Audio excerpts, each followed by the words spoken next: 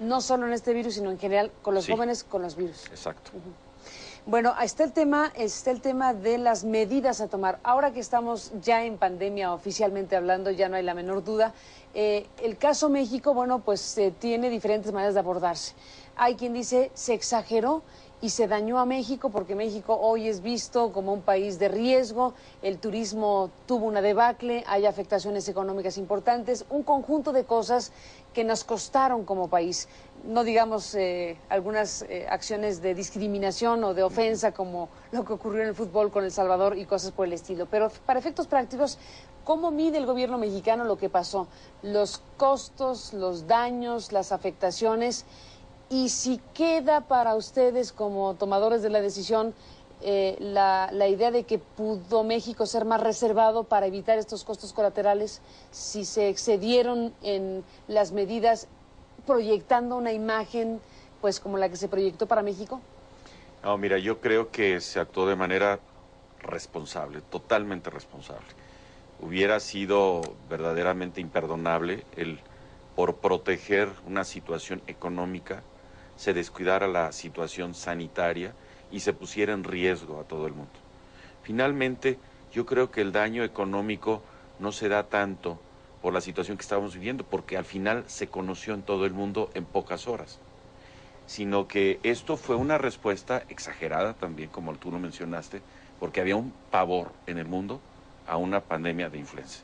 Entonces esto provocó esa reacción. ¿Pavor era la palabra? Bueno, un pánico. Bueno, Tan era así que en Estados Unidos mucha gente tenía su oseltamivir en su casa. Y en muchos casos se lo tomaban casi como aspirinas. Y hay zonas en Estados Unidos donde llegaron a tener 70% de resistencias contra el medicamento, que eso es muy grave. Pero a ver, doctor, para efectos de las medidas de un gobierno, México puso tapabocas, estableció una campaña nacional, suspendió actividades, cerró escuelas, en fin, todo lo que se hizo en México. No lo hizo Estados Unidos, no lo hicieron otras naciones. Tiene el doble de casos que nosotros. Y tiene el doble de casos. A ver, explíqueme bueno, eso. por eso te digo, o sea, ¿de qué se trata? Preguntamos. De proteger la economía o de proteger la salud de las gentes, de las personas. Y finalmente, incluso la economía. Nosotros en 4 semanas... Pero México no fue más papista que el Papa. En 4 semanas habíamos resuelto el problema y el daño económico fue de 0.4% del PIB. En China con el SARS o en Canadá con el SARS tardaron 4 meses porque no se dijo nada y el daño económico fue entre 2 y 2.5% del PIB. Finalmente es peor con el sufrimiento de muchas gentes, más enfermos, más muertos, más hospitalizados. Dice la OMS, doctor, que México debe estar preparado para una siguiente oleada. ¿México solamente? ¿El mundo? ¿Qué esperamos? Todo el mundo, todo el mundo. ¿Por qué mencionaron México? Bueno, fuimos el primer país y como ya estamos casi en la fase pospandémica, o sea, ya pasando, nosotros ya vamos muy adelantados de lo que los otros apenas están viviendo. Y sí... ¿De salida casi? Prácticamente, porque está en control, ya el virus se volvió endémico, ya no epidémico. O sea, vamos a estar viviendo con él. Va a haber casos aquí de repente, casos allá. Pero son casos mucho más benignos, el diagnóstico se hace muy rápido, el tratamiento se administra de inmediato, la gente ha creado una cultura, entonces ya el riesgo de algo que no conocíamos es mucho menor porque ahora ya lo conocemos. Ahora, se sabe que hay una posibilidad muy grande de una segunda ola. ¿Cuándo va a ser? Lo más probable es que sea en invierno, porque es cuando el virus mejor se desarrolla. Ahora el problema más delicado es para los países del hemisferio sur, porque allá es donde están en invierno. Y vamos a ver cómo se comporta. ¿Es más fuerte en invierno un virus como este? Es más fuerte, sí, de hecho la influenza estacional se presenta en invierno. Y vamos a ver cómo se comporta, si este virus sustituye al de la estacional o si sigue conviviendo los dos. Esto tiene una gran importancia en función de los tratamientos y de las vacunas. Entonces, estamos aprendiendo, de hecho vamos a tener una cumbre mundial en pocas semanas, donde viene la doctora Chan y ministros de 40 países para compartir esas lecciones aprendidas. En esto nunca se acaba de aprender y todo lo que podamos juntar, aportar para poder tener una mejor preparación para la siguiente posible ola es muy bueno. Regresamos después de la pausa, doctor.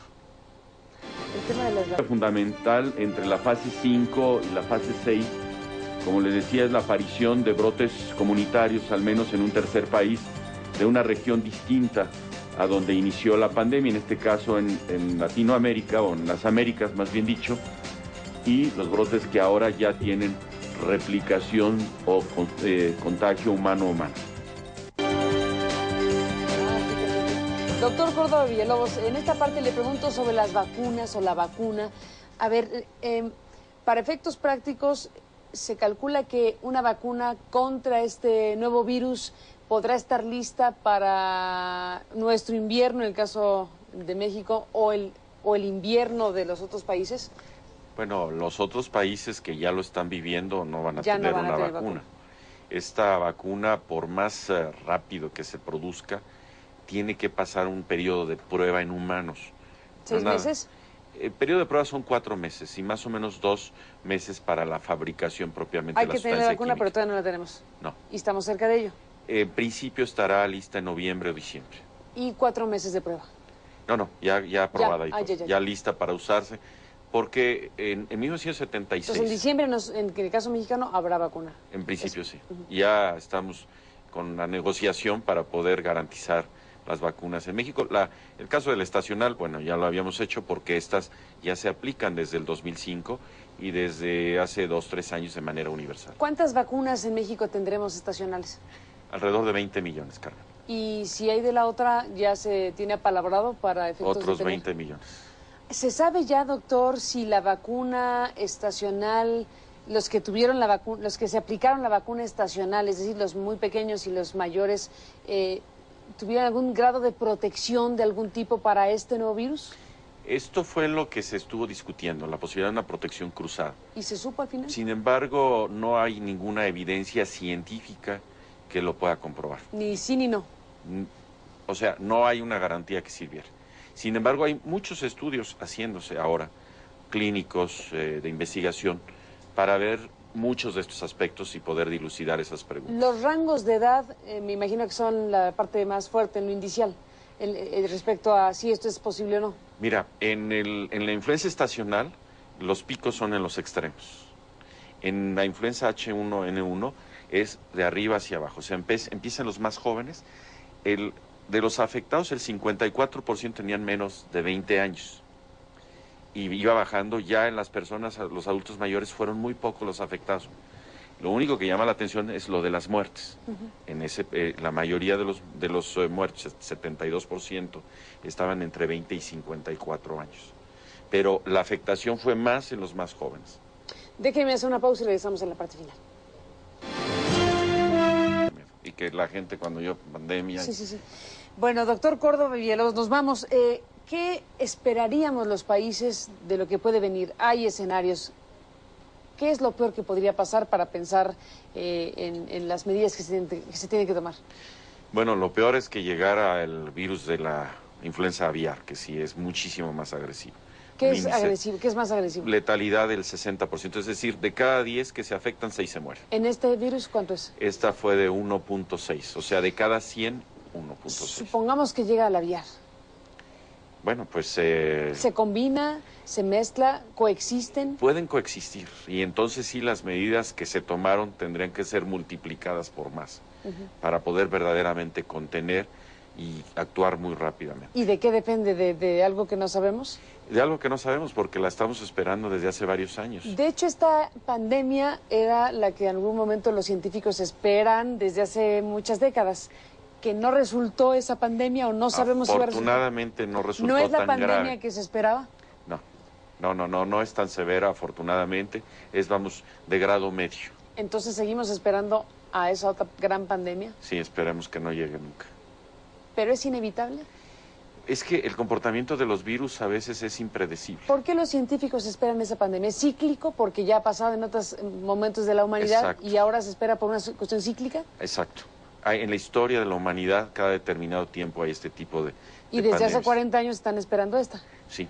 Y ahora los virus estos son los virus más mutantes. Cuando aparece este nuevo virus, se piensa, puede ser esta pandemia. Exacto. Y Ese fue el gran temor. Fue el gran temor. Ahora que la han podido analizar, que tienen esta nueva información, estamos hablando de una pandemia importante.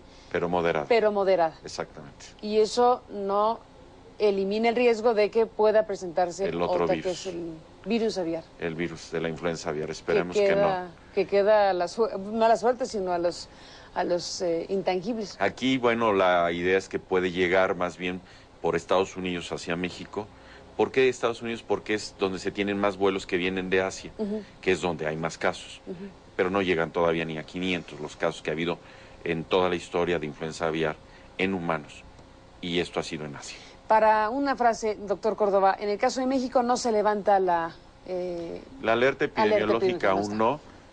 Yo creo que es importante que sigamos con las medidas de prevención y promoción de la salud, que la gente que está enferma no vaya a los lugares concurridos, que vaya con el médico. Pues ahí está, doctor Córdoba, le agradezco mucho que haya estado aquí esta noche para platicar de este asunto. Gracias a ti. Ya en plena y abierta pandemia en estas características. Gracias por acompañarnos. Gracias a ti. Y con esto nos vamos, pásela bien, que tenga una buena noche, le espero mañana, que descanse.